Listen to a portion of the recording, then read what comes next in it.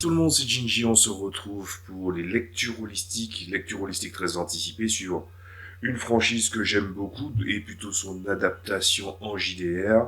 Je le rappelle, on est en 2026, donc c'est bon de rappeler la rubrique. La rubrique lecture holistique, c'est une rubrique où on parle de JDR en particulier, d'un ouvrage de JDR, d'un supplément, d'un scénario.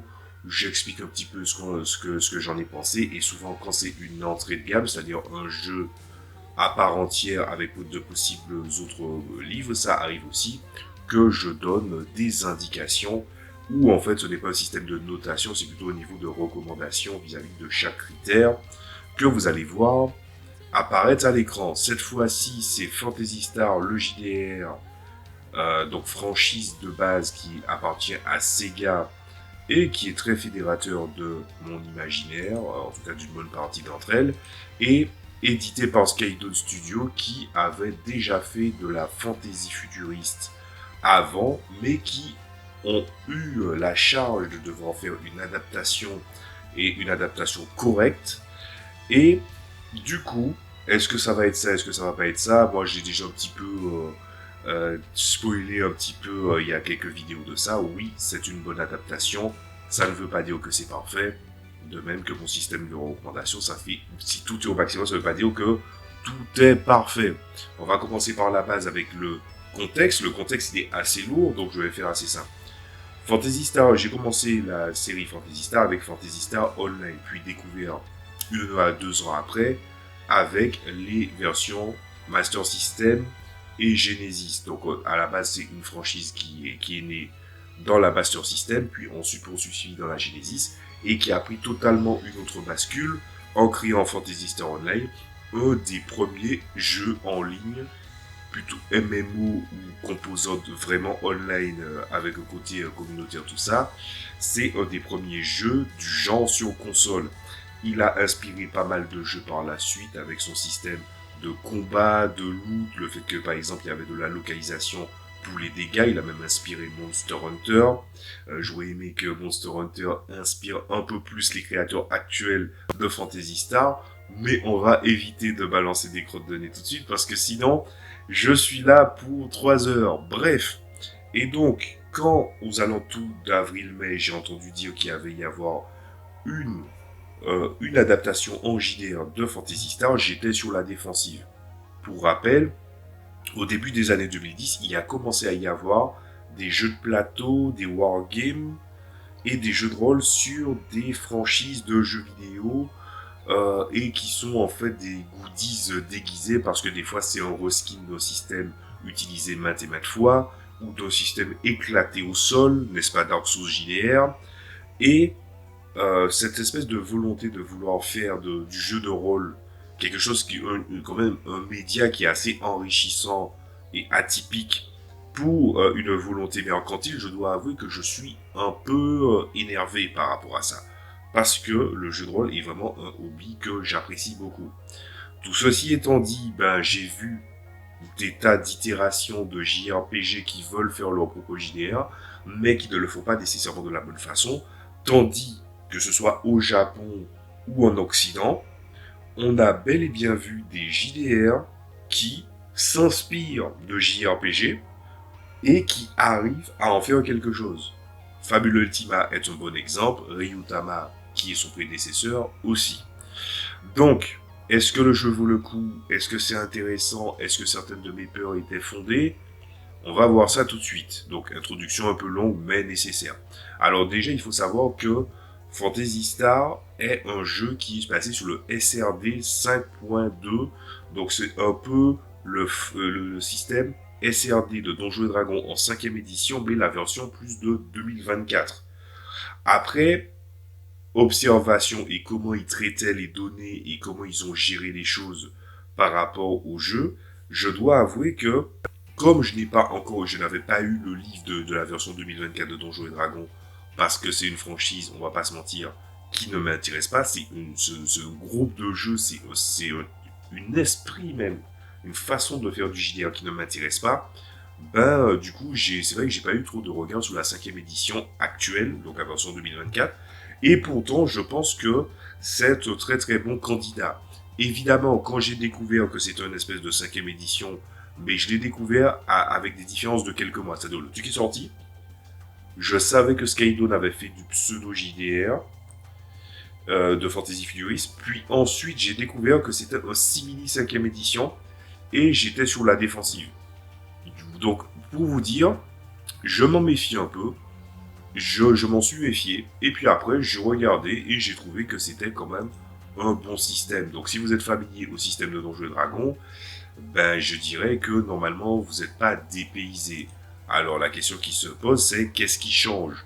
Ben, en fait, le truc avec Phantasy Star, à l'instar de pas mal d'autres franchises de JRPG, c'est que souvent, il y a des éléments qui reviennent, mais qui pour autant relèvent en fait d'une volonté de vouloir construire une fantaisie bien spéciale.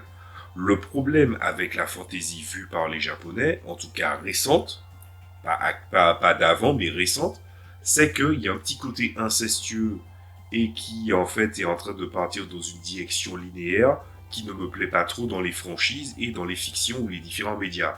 Que ce soit les mangas, les webtoons, etc., etc., puisque en fait ils s'inspirent de l'Orient et de l'Occident en même temps, mais racontent plus ou moins les mêmes histoires et que c'est plutôt fatigué, c'est pas forcément bien écrit.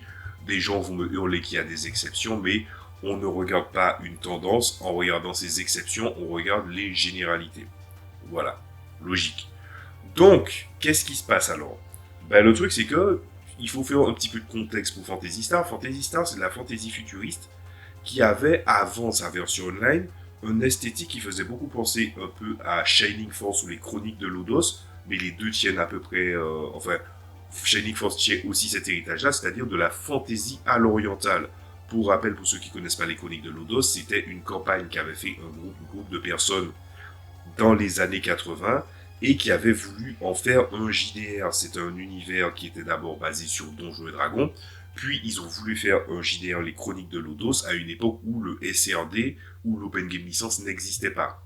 Comme Donjons et Dragons était sous la défensive, ils ont refusé, et donc les Chroniques de Lodos a été adapté avec un système D6, beaucoup plus accessible pour l'époque, et c'était assez novateur pour l'époque, puisque le JDR dans les années 70, voire début 80, ils étaient plus attirés par des trucs du style de l'horreur, et plus précisément de la science-fiction comme Traveler, puisque les geeks de l'époque au Japon étaient vraiment de vrais geeks, donc des spécialistes de l'ordinateur, des choses comme ça, qui fait que, par exemple, il y avait un système pour les Chroniques de Lodos qui a inspiré par la suite Phantasy Star et bien d'autres jeux en ligne, bien que Phantasy Star a été un petit peu le fer de lance dans l'imaginaire oriental, où en fait, pour les Chroniques de Lodos, tu avais ton personnage, mais si tu avais Internet et que tu pouvais en fait distribuer ton personnage, tu pouvais distribuer ton personnage avec des lignes de dialogue, des punchlines, qu'est-ce qu'il dirait dans telle ou telle situation, quelle est sa personnalité, et c'est des choses qui ont fini par construire un petit peu comment fonctionne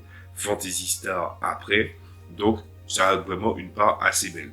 Mais à partir de Phantasy Star Online, la direction artistique a changé, et vous allez voir ça au fur et à mesure du livre.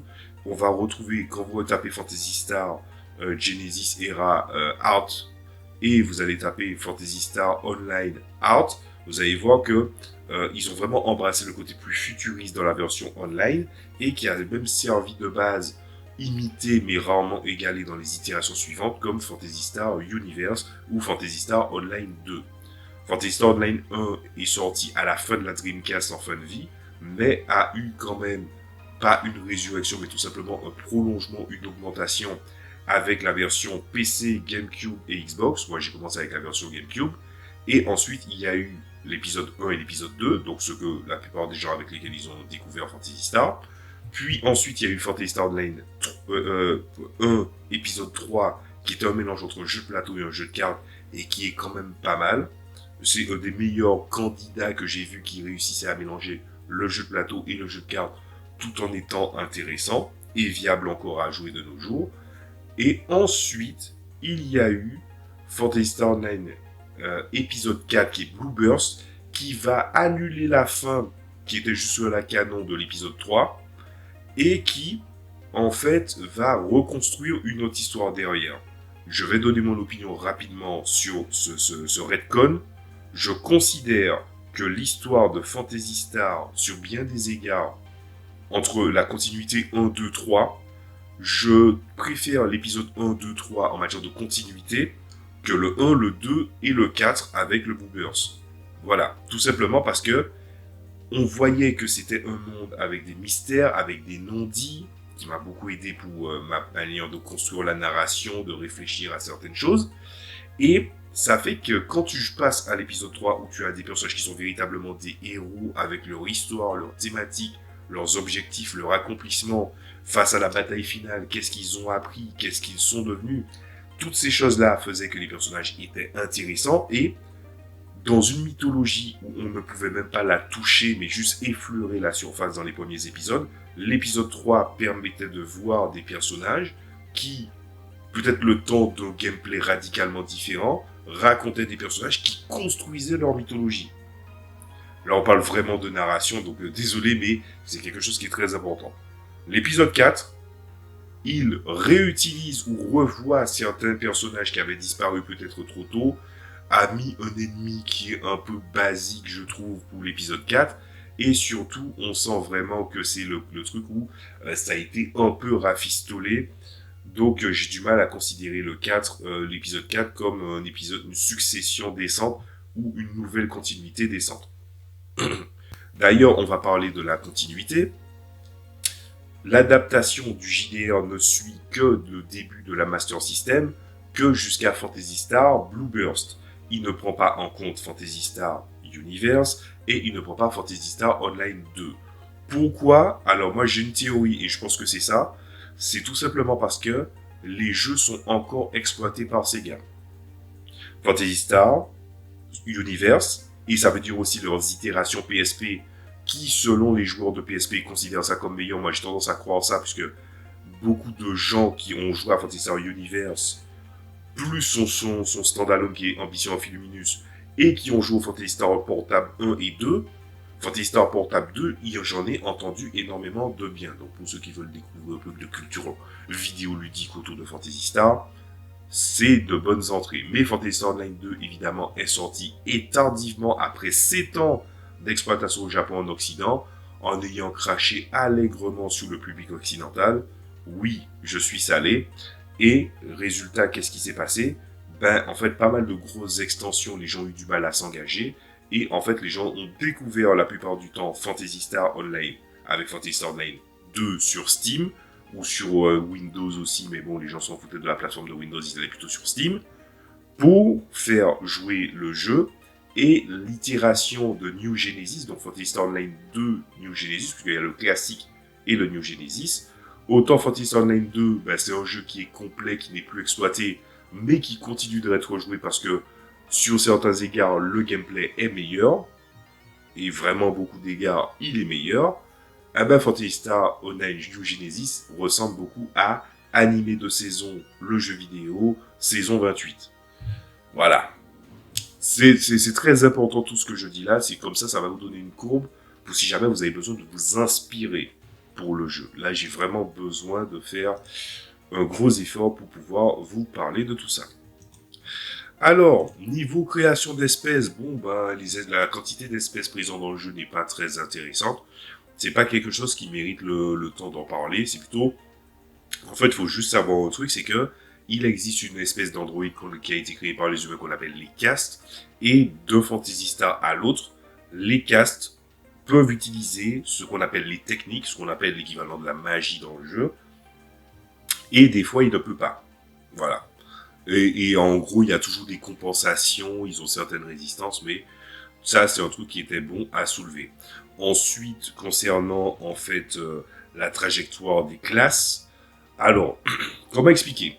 Les classes se sont inspirées surtout des classes de Phantasy Star, la suite des jeux de ceux qui sont basés sur la Master System et la Genesis, et Phantasy Star Online était déjà dans une version plus compacte des classes, puisqu'il y en avait beaucoup moins.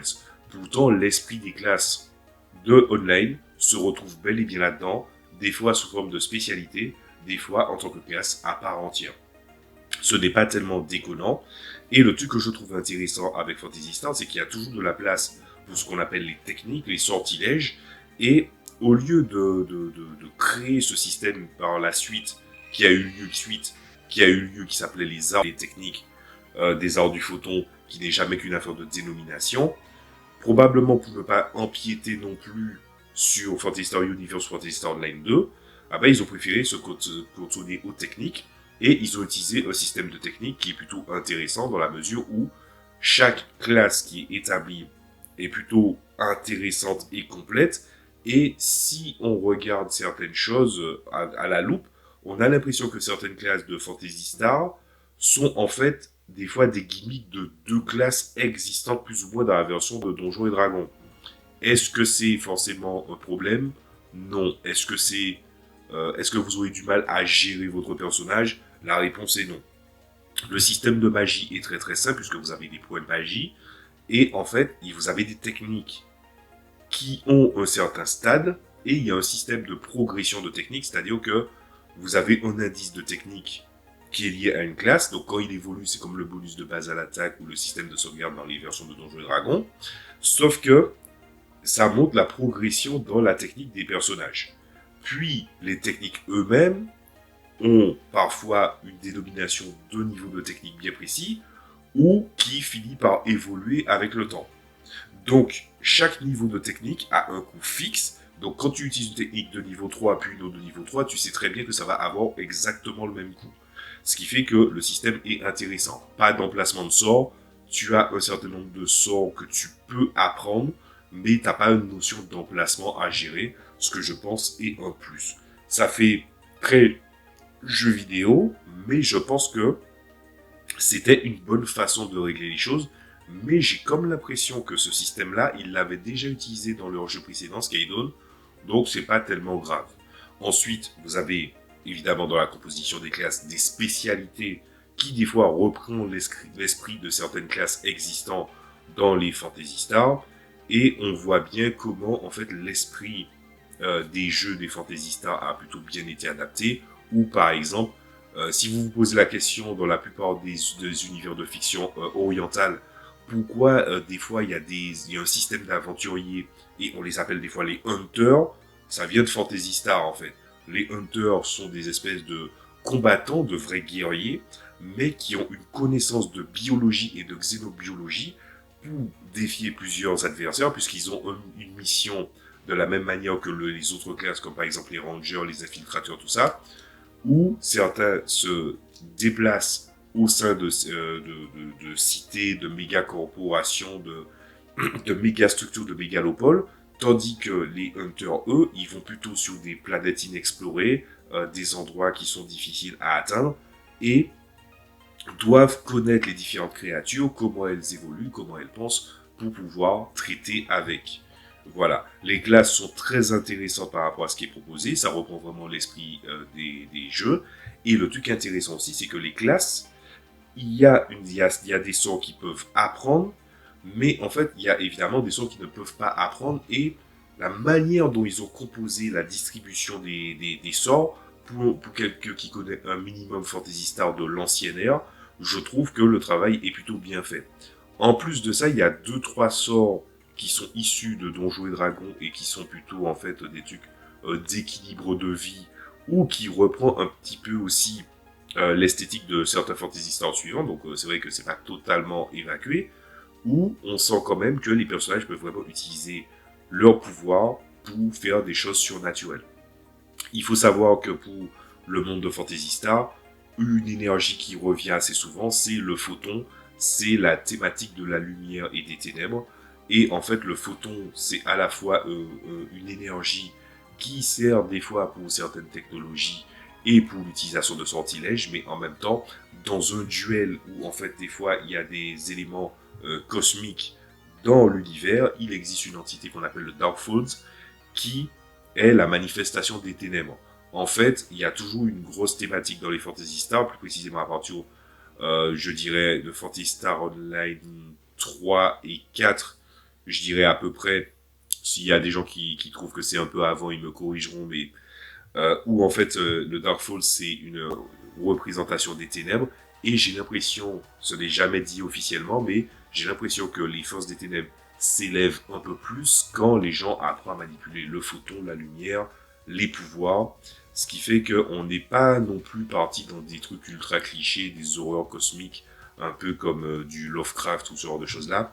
J'ai toujours trouvé que c'est quelque chose qui, dans un sens, fait beaucoup penser à Star Wars dans le rapport de la lumière et des ténèbres, sauf que la manifestation de la lumière et des ténèbres est beaucoup plus surnaturelle que l'on pourrait le voir dans un Star Wars, et la manière dont il corrompt, il altère et il manifeste la partie ténébreuse a tendance en fait à un petit peu, comment dire ça, à un petit peu se baser plus sur une affaire de psyché, de conscience et de mentalité, de représentation, de que la personne a des choses ou d'elle-même.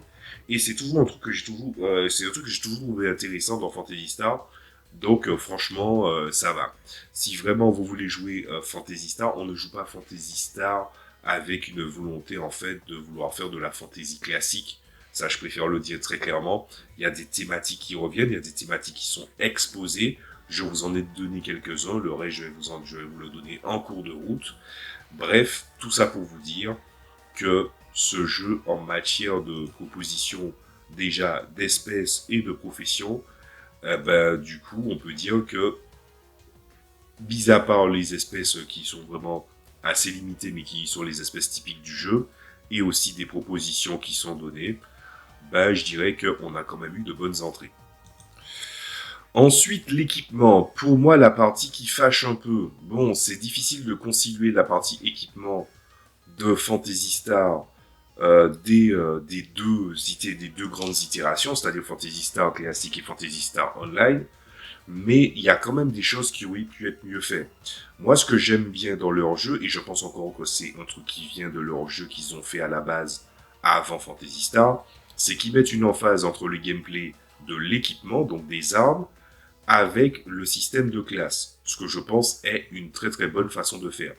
Ensuite, avec le système de palier par rapport à l'équipement, ça n'est pas sans rappeler par exemple Starfinder par rapport à la technologie. Je comprends d'où ça vient cette logique de vouloir mettre différents paliers dans différents équipements et de faire une espèce de progression linéaire, parce qu'en fait, dans le Starfinder ou dans les œuvres de fantasy futuriste sous forme de JDR, les écarts technologiques de matériaux ou encore de fonctions, c'est tout à fait normal de devoir le classifier. Cependant, c'est là où on commence à voir aussi que la tendance de Phantasy Star penche plus sur Phantasy Star classique plutôt que Phantasy Star Online. Comment expliquer ça? Déjà, il y a des objets, je ne comprends pas pourquoi ils ont été mis sous la même catégorie.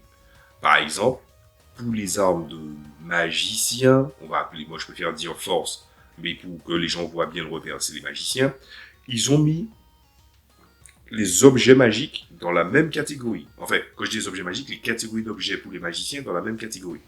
Ils ont mis la canne, le bâton et la baguette dans la même catégorie. C'est-à-dire, c'est le même palier, c'est la même catégorie d'objets. Je ne suis pas d'accord avec cette façon de faire, si vous voulez mon avis. Explication. Dans Phantasy Star Online, il y avait 3 armes classiques. Sauf qu'il y a, sur les 3 armes classiques, il y en a 2 qui sont utilisables par toutes les classes et une qui n'est pas vraiment utilisée. Vous aviez le sabre, puisqu'il y a le sabre laser, tout ça, ou plutôt le sabre photonique. Ensuite, vous avez le handgun, qui était le pistolet, et vous aviez la canne, qui était une espèce de masse de marteau, en fait. La canne la canne avait plus ou moins les mêmes combos que le sabre.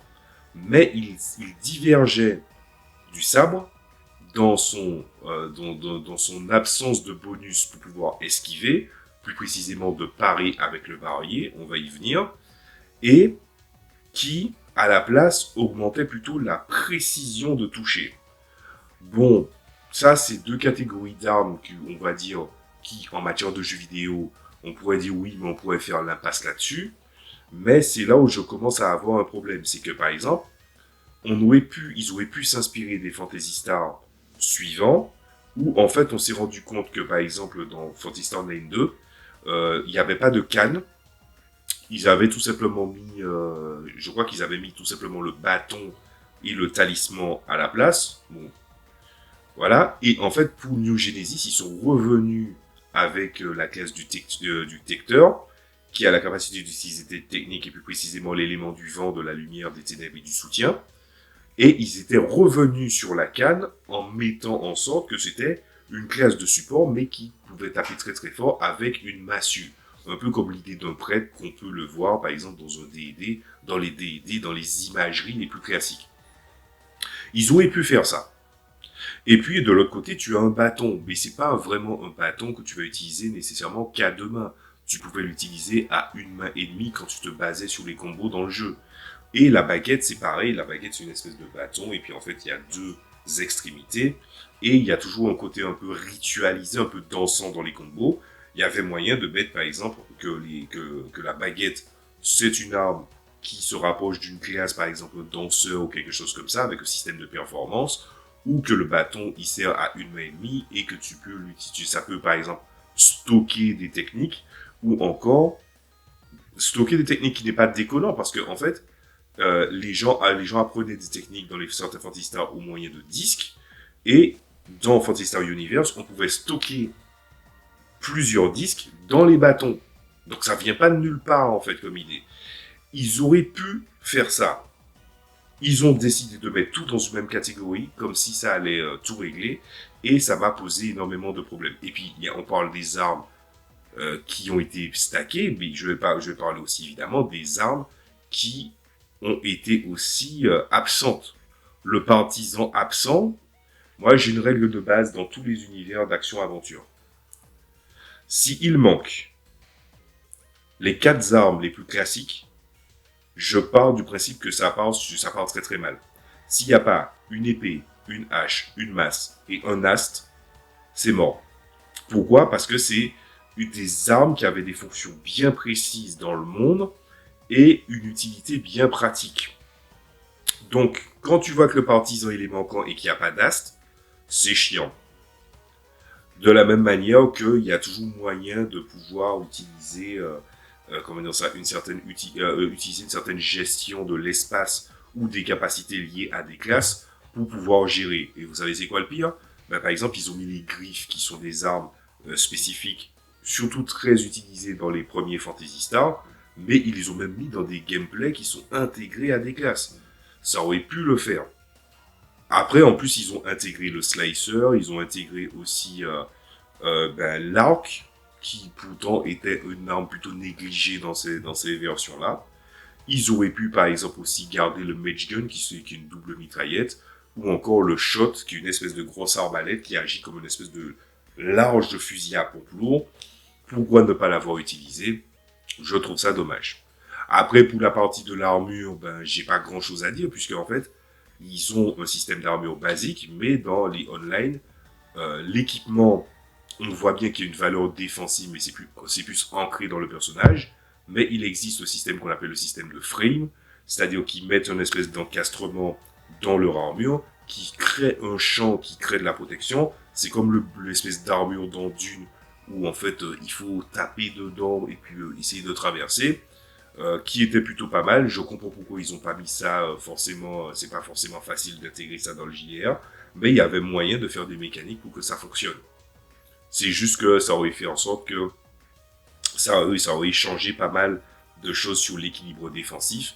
Mais étant donné qu'ils ont fait une table des difficultés qui est plutôt correcte, je comprends pourquoi il l'est pas mis. Pareil pour le barillet. Le barillet, c'est une espèce de bouclier. Est-ce qu'il n'y avait pas moyen de faire en sorte qu'il y ait les boucliers physiques et les boucliers photoniques qui relèvent plus de l'agilité et d'une bonne capacité de parade? Donc mettre une espèce d'équilibre entre la valeur d'armure et l'esquive, ça aurait pu être bien. Mais c'est vrai que ça a l'air d'être du pinaillage de ma part. Je considère que c'est pas vraiment du pinaillage dans la mesure où il y a vraiment des choses qui auraient pu être mis là-dessus. Surtout qu'il y a une restriction de la quantité de catégories d'armes. Ok, il y en a pas beaucoup, mais le but non plus, c'est pas d'avoir toutes les armes qui existent en soi. Mais en tout cas, à l'échelle d'un système des 20. Mais en tout cas, avoir les plus classiques aurait été intéressant. Et diviser les strates de gameplay, vu qu'ils ont décidé d'axer la combinaison classe armes, ça aurait été bien qu'il y ait des armes et les classes qui sont associées. Je me permets d'émettre une théorie, c'est que je pense aussi que, même s'il y a certaines choses qui ont été faites assez maladroitement, je pense aussi qu'ils vont probablement essayer de faire des suppléments où ils vont probablement rajouter des classes et d'autres spécialités. Mais cette manœuvre maladroite de, on va dire, de compacter certains éléments existants dans les Fantasy Stars et d'en faire preuve de retenue sur certaines choses, c'est quelque chose qui va être facilement dommageable pour quelqu'un qui à la fois connaît le système des 20, mais qui connaît aussi Fantasy Star. Et puis ensuite, on arrive à la partie des techniques. Les techniques, j'ai déjà plus ou moins expliqué comment ça fonctionne. La question est de savoir, est-ce qu'il y en a beaucoup? La réponse est oui. Et je pense aussi que, au travers de l'utilisation de certaines ressources des systèmes des 20, est-ce qu'il n'y a pas moyen de glisser certains sorts supplémentaires de l'univers de Donjons et Dragons dedans et qui ne vient pas déséquilibrer les choses? Je dirais que c'est difficile. Il existe des gros sortilèges, genre boule de feu ou des choses comme ça, que je pense qu'il y aura du mal à s'intégrer dans la logique du jeu. Parce que, pourquoi je pense à ça? C'est parce qu'en fait, le système de technique donne lieu à certaines capacités offensives, et pas juste magiques, mais aussi sur les performances physiques, qui fait que ça peut être intéressant de pouvoir intégrer des éléments qui font beaucoup penser à Donjons et Dragons, mais qui en même temps, quand c'est les plus grandes entrées des attaques dans le jeu, ben je pense qu'il y a un truc qui va foirer. Pourquoi?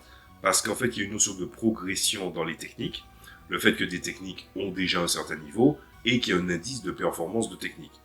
Et un truc que corrige le système de technique, c'est qu'il corrige selon moi, pas totalement, et je dirais qu'il y aura eu de meilleurs moyens de régler ça, c'est qu'il corrige selon moi un des principaux problèmes que j'ai avec les systèmes des 20 et le TT RPG en général, c'est les monstres qui ont des points de vie à rallonge, qui ont à base des 400 points de vie ou des combien de points de vie.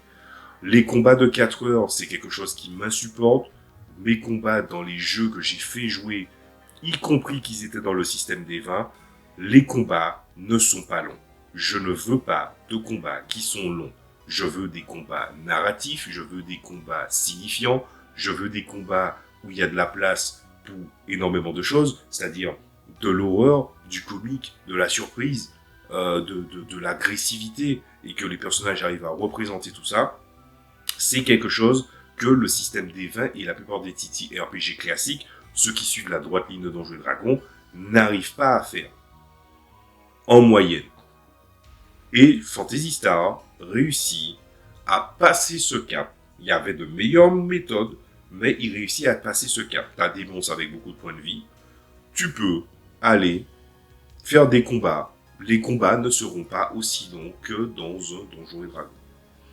Il y a une quantité de sorts qui est impressionnante pour un livre qui est quand même dans la retenue. Et la possible adaptation de ressources demanderait une gymnastique assez spéciale, puisque je pense que si tu viens utiliser des sorts, il faut que les sorts soient en accord avec les thématiques des classes, et les classes ont des spécialités, et du coup, comme les sortilèges appris, donc les techniques apprises, sont basées sur les thématiques des personnages, il faut qu'il y ait un équilibre entre l'accord entre les thématiques des personnages et les sortilèges que tu vas mettre. Si tu commences à chercher les sortilèges qui font les plus gros dégâts ou qui sont capables de faire certaines choses du genre écrire la réalité, tu peux évacuer. Mais il est déjà arrivé dans des livres de ressources faits par du Cobalt Press ou de Donjons et Dragons, ou de la liste de Donjons et Dragons ou de Pathfinder, qui est des livres, enfin qui est des sorts qui obéissent à une certaine logique qui peut s'intégrer avec les personnages sans bousculer le jeu. Le problème, c'est que est-ce que les joueurs ou les meneurs de jeu ont la capacité d'adaptation de devoir le faire? J'émets un gros doute. Mais il y a suffisamment de sorts pour que tout le monde mange à sa faim. Et en plus de ça, c'est un jeu où toutes les classes sont des casteurs. Et c'est pas un genre casteur hybride, machin. comme ce système de points, et que certains ont des techniques très limitées, les mécaniques arrivent facilement à compenser certaines choses, et certaines techniques sont en accord avec l'esprit des classes dans lesquelles elles sont.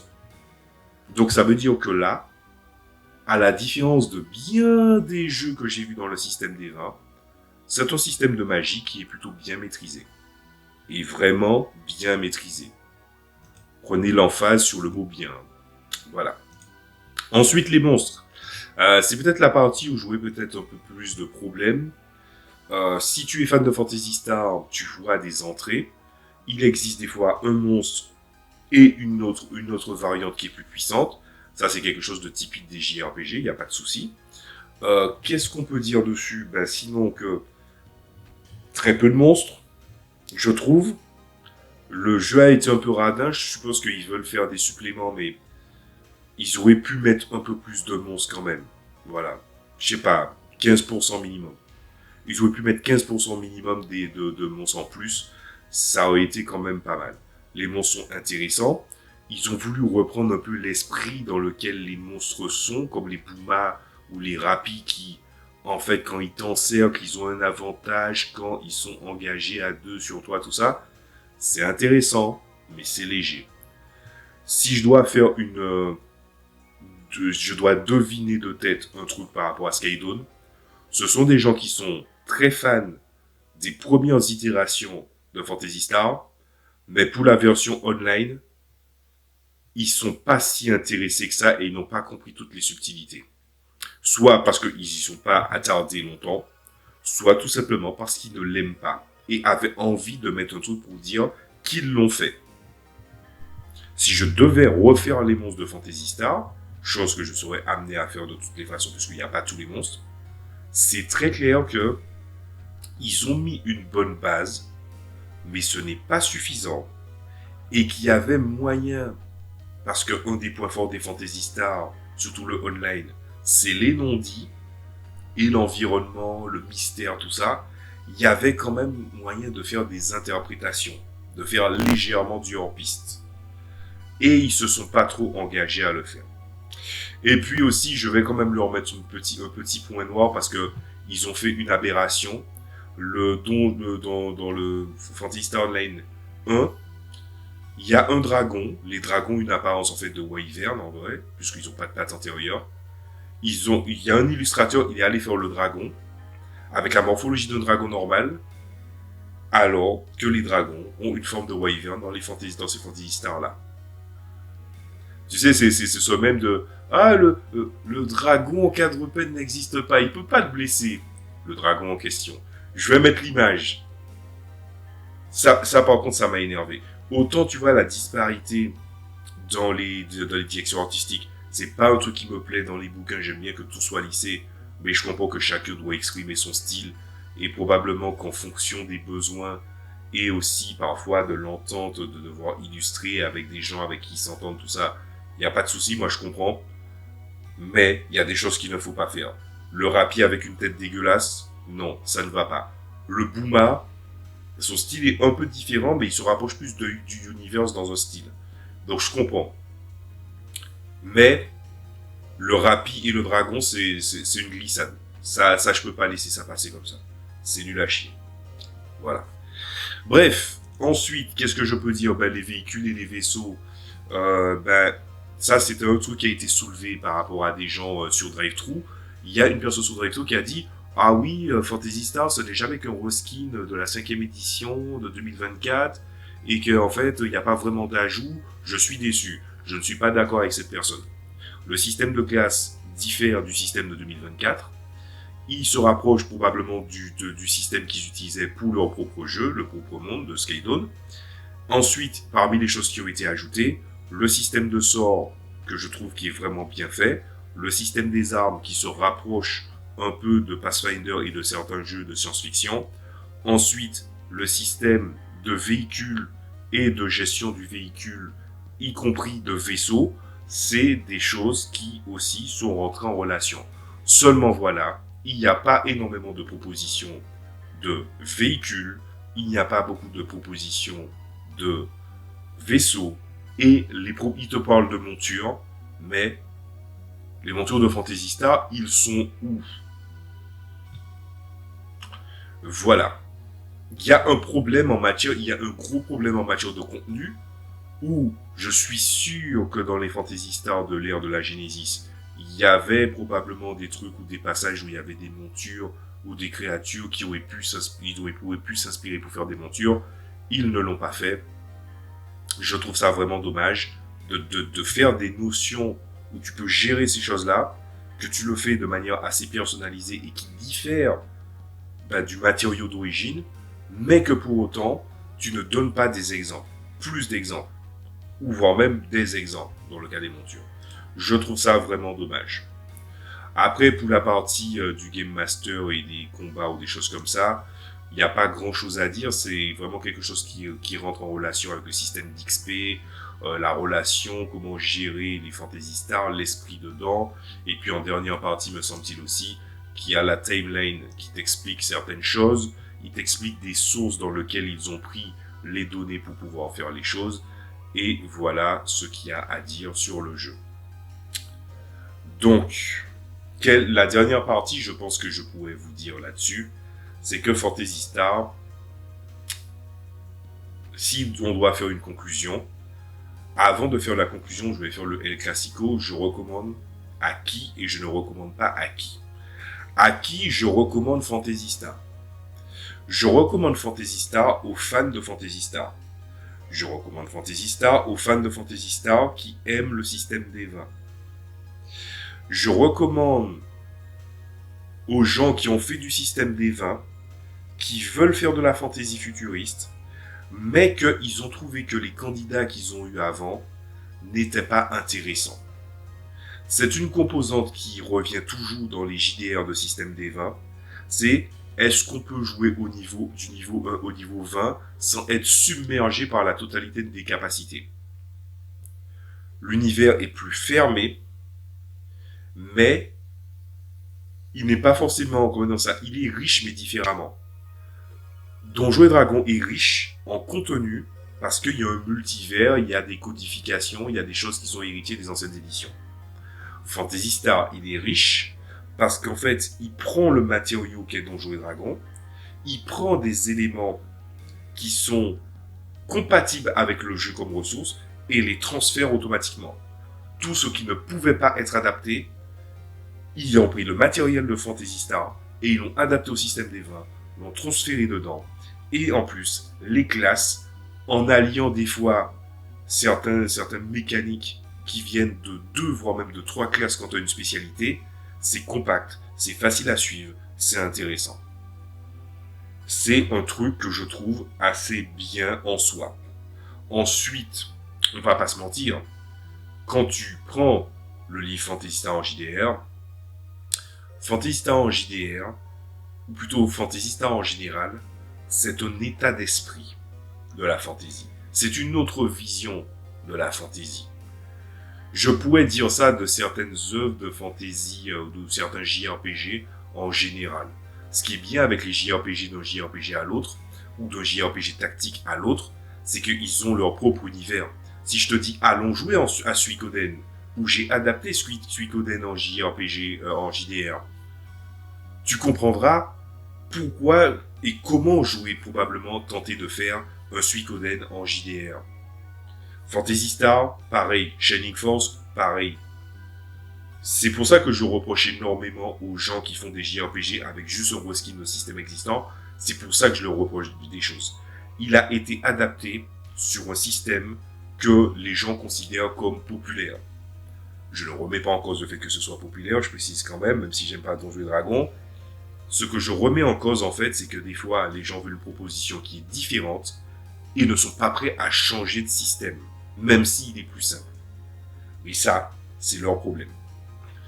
L'esprit de Fantasy Star, c'est l'amitié, le sens du devoir, le partage, être dans un monde où ils utilisent des pouvoirs, où il y a de la lumière, mais en même temps finit par attirer les ténèbres, où le jeu de la lumière et des ténèbres finit par se chevaucher, où il y a des groupuscules qui agissent dans l'ombre avec des questions idéologiques qui des fois, même dans une esthétique, de fantasy avec un peu futuriste, mais qui donne un côté assez très très médiéval, mais avec des considérations de pensée et de géopolitique qui sont très modernes, arrive en fait à raconter une histoire où tu peux voir des mecs habillés comme des personnages de Fire Emblem, prendre un vaisseau, partir sur une autre planète, essayer de combattre une rébellion qui s'avère être une vaste conspiration, une opération sous fausse bannière, et le tout avec des créatures extraterrestres, enchanteresses, avec un physique qui est assez intéressant, tout en se disant, ce n'est pas trop abstrait, en fait. Et le truc, c'est que les classes que tu incarnes regroupent une certaine philosophie, une certaine identité de jeu. Tu veux être une espèce d'infiltré, tu peux être une espèce de moine qui combat, ou une espèce de guerrier totalement brutal, ou une espèce de parangon de justice, tu peux. Et derrière, évidemment, il y a un certain nombre de compétences dont je n'ai pas parlé, mais qui sont un peu réduites dans la place dans le monde, mais qui te permet en fait de pouvoir construire certaines choses. Ce que je pourrais reprocher à ce Phantasy Star là, à la limite, c'est peut-être aussi que on aurait pu mettre une emphase chez les PNJ en tout cas, ou la construction de certains PNJ, le fait que les PNJ à l'échelle humanoïde ont été beaucoup négligés, où on se dit, ouais, ok, on joue des héros, on évolue dans un certain monde. Mais donner des illustrations ou des exemples de personnages qui sont en fait des personnages du quotidien ou qui viennent en appui des héros qu'ils sont censés représenter, ou juste des soldats qui sont censés représenter, ou de l'organisme dans lequel ils font partie, c'est pour moi un faux pas. Ce n'est pas parce que c'est une partie qui est restée en filigrane et qui n'a pas été très exposée dans les jeux vidéo que ça veut dire qu'on ne pouvait pas deviner comment cette structure fonctionne. Parce que derrière les non-dits, il y a aussi la partie de ce qui a été dit et de ce qui a été aussi montré. C'est peut-être là où justement Skydone, je leur dirais qu'ils ont raté un truc, c'est qu'ils ont raté la partie où la force de Phantasy Star, c'est les non-dits, mais quand des choses sont exposées de manière très légère, il y a toujours moyen de construire quelque chose. Parce que si tu dis juste que tu vas jouer des héros dans une espèce de balance de lumière et des ténèbres pour essayer de sauver le monde et que les monstres ou la représentation des ténèbres n'est peut-être pas une espèce d'horreur cosmique, mais quelque chose de beaucoup plus conscient, qui est basé sur la conscience, la psyché de la personne, et que le Dark Force prend de nombreuses formes et qui est énormément de créatures ou d'entités, ça laisse penser que Phantasy Star est très léger en matière de fantasy, alors qu'il gère la fantasy autrement et de manière beaucoup plus, on va dire, beaucoup plus complexe, pas compliqué. Voilà. En tout cas, c'est mon point de vue d'expert de Phantasy Star. Voilà. Ensuite, à qui je ne recommande pas Phantasy Star. Je ne le déjà, je vais arrêter de dire que les jeux, dans quelle langue ils sont. Parce que en vrai, si le jeu, je prendrais les jeux en français et en anglais. De base. Si le jeu est en français, je dirais il est édité en France ou le jeu il est en anglais. Vous êtes prévenus. Voilà. À qui je ne recommande pas Phantasy Star. Aux gens qui en ont marre du système des 20. Je vais pas vous mentir, mais moi j'ai la fatigue du système des 20. J'ai 3 systèmes, 4 systèmes que j'ai envie de jouer, qui sont des pseudo-systèmes des 20. Je comprends tout à fait qu'on peut en avoir marre du système des 20. Si vous êtes comme moi, où en fait vous commencez à voir que le système des 20, il y a moyen de raconter des fictions autrement, c'est normal. Phantasy Star, je l'avais déjà adapté avec le W System Deluxe, qui est un civil système des 20. Et je dois avouer que, par exemple, le dynamisme de le W System Deluxe représentait beaucoup plus l'action qu'on voit dans le jeu vidéo que le ferait cette version-là. Mais pourtant, cette version-là est un bon candidat. À qui d'autre je ne recommanderais pas Phantasy Star? Je le recommanderais pas aux meneurs de jeux débutants. C'est pas que le jeu est difficile, au contraire je le trouve facile d'accès. Je le recommande pas aux meneurs de jeux débutants qui n'ont pas beaucoup de ressources. Vous ne connaissez pas Phantasy Star. Vous ne savez pas adapter le système des 20. Vous ne savez pas adapter du contenu venant d'autres ouvrages du système des vins vers votre système, malgré une partie dédiée aux meneurs de jeu vis-à-vis de la philosophie de jeu ou à la conversion, ce jeu n'est pas pour vous. De toutes les façons, c'est une franchise qui était déjà, on va pas se mentir, de niche. Mais si en plus de ça, vous allez faire des efforts d'adaptation, qui dit adapter du contenu qui n'est pas existant ou du contenu qui existe dans d'autres trucs pour pouvoir le proposer, ça deviendrait difficile. Pour vous donner un exemple de complexité que je pourrais avoir à gérer Phantasy Star, moi, je suis capable de faire le casting de Phantasy Star Online sans aucun problème. Je saurais adapter le système. Je pourrais me baser sur les classes de Phantasy Star Universe ou du Online 2 et créer les classes qui manquent et corriger et patcher toutes les armes qui ont été compactées ensemble ou les armes qui ne sont pas apparues sans aucun problème.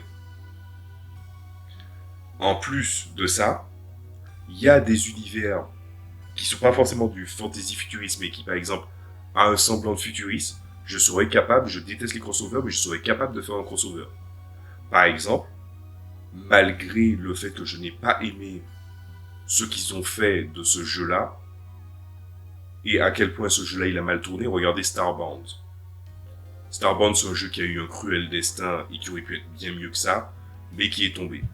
Mais pourtant, l'idée des nombreuses espèces, le fait que les espèces pouvaient avoir des équipements spécifiques, le fait qu'ils ont des thématiques ou des esthétiques différentes, ben c'est des choses qu'on voyait dans Phantasy Star Universe. Ou par exemple les Beasts, ils ont une esthétique un peu moyenne-orientale. Les Newman, qui sont un peu les elfes du jeu, ils ont une esthétique asiatique japonaise. Les humains, c'est moderne, ultra moderne. Les castes, c'est une esthétique qui est à la fois futuriste, mais qui montre aussi un côté assez aseptisé, artificiel, mais artificiel dans le sens modification génétique, amélioration. Ils ont des arbres, ils peuvent créer une faune et une flore avec une connaissance génétique assez étendue. Je serais capable d'adapter les créatures et le casting de Starbound dans Phantasy Star. Mais ça ne vient pas de nulle part. Parce qu'en fait, j'ai une bonne connaissance des systèmes des vins.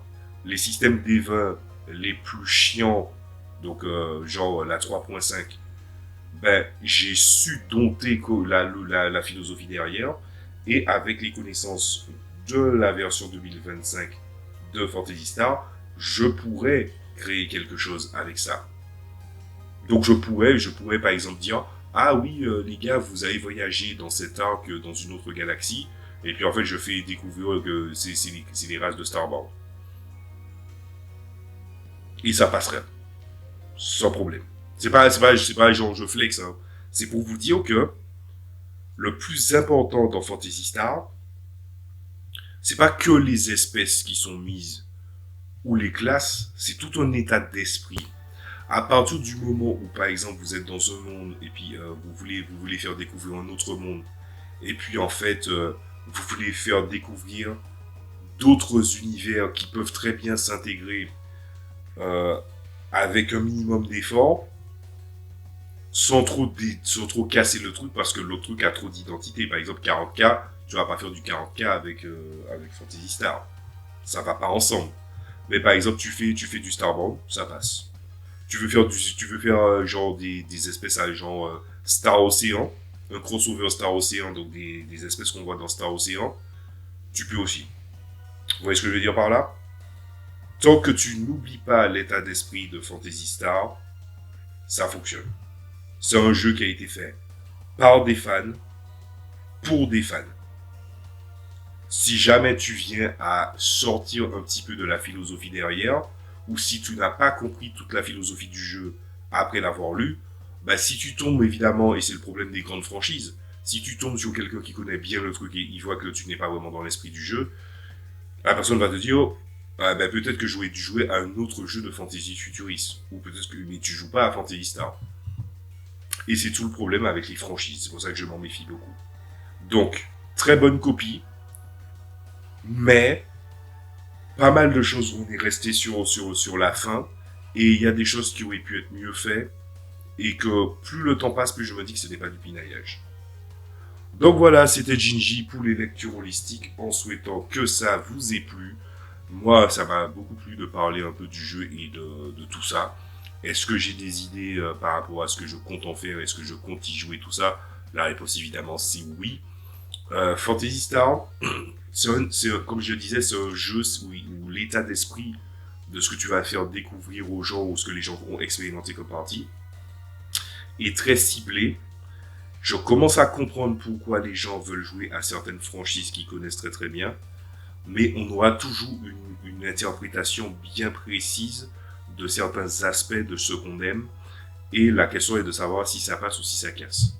Le truc c'est que Fantasy Star est tellement de niche que même ceux qui ne connaissent pas pourraient le découvrir avec quelqu'un qui sait bien gérer, et même si les gens n'ont pas totalement compris Fantasy Star et qui décident de l'interpréter quand même, c'est-à-dire qui comprend le livre en tant que standalone, c'est-à-dire même pas un simili système D, tout ça, on se dit, je prends Fantasy Star, je veux prendre Fantasy Star comme le jeu de rôle que je veux jouer. Le support qui a été donné est extrêmement solide. La rejouabilité, je mets un gros bémol là-dessus, enfin pas un bémol, mais je me méfierais un petit peu, je me dirais, est-ce que quelqu'un aura envie de jouer toutes les classes? Non, ça m'étonnerait. Même, enfin, par curiosité, on voudra en tester certaines, mais je n'ai pas cette impression.